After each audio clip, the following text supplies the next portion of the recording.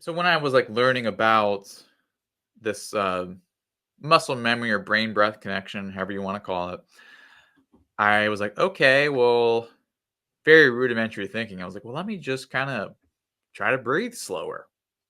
Call me crazy. Let me just do that. Let me do these breathing exercises.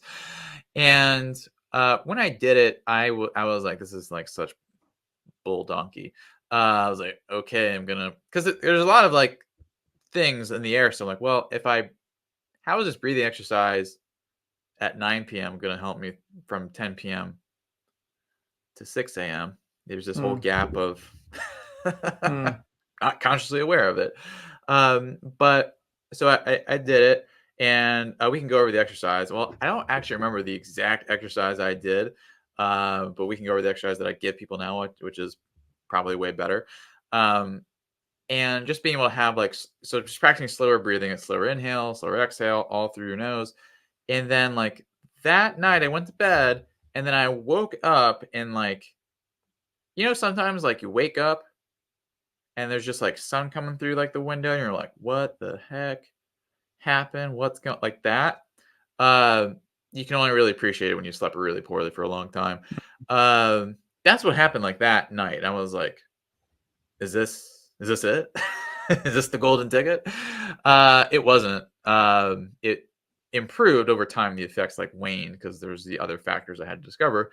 But that really opened up like the whole door. I was like, whoa, okay. So if I like just focus on slowing down like the inhale, slowing down the breathing, that will lead to that result. And the reason it does go through the night, carry over, and this is something people already intuitively know. So maybe if you're someone who does like meditating, or maybe you do yoga or any sort of things like that, if you consciously try to focus on breathing slowly, okay, say you did that for 10 minutes, and then afterwards, without you consciously thinking about it, you will notice you continue to breathe slower, okay, mm, because we're rewiring that muscle memory that I talked about earlier. mm, So and that's why I always recommend like do this like literally when you're laying down for bed at night.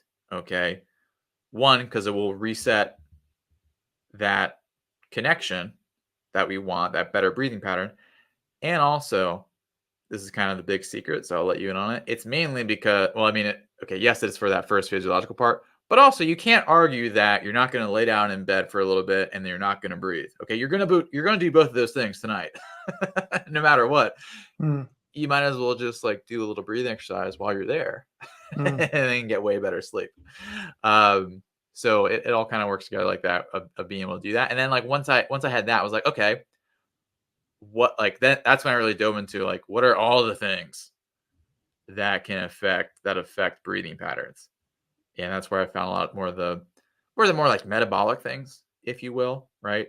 Um, and that coming together really like, it was like 18 months of like struggle and like getting nowhere. And then like that last few 6 months or so really turned the corner quickly after I was like, okay, getting this all figured out here.